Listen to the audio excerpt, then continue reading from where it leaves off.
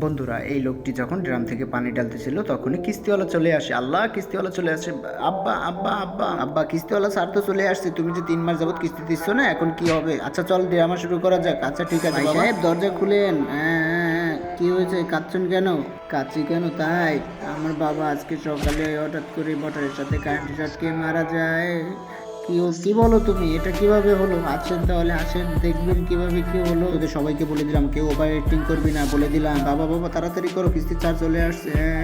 আমার বাবা হঠাৎ করে মারা গেছে। বন্ধুরা, নিচে থাকে এই সাধারণ সাবস্ক্রাইব বাটনটাকে যারা সাবস্ক্রাইব করে দেবে, আল্লাহ তাআলার কাছে আমি দোয়া করে দিব তারা যেন এই কবরে ভালো থাকে। আর যারা লাইক কমেন্ট করবে তাদের বাবা মায়ের জন্য দোয়া করে দিলাম, তারা যেন দীর্ঘদিন বাঁচে।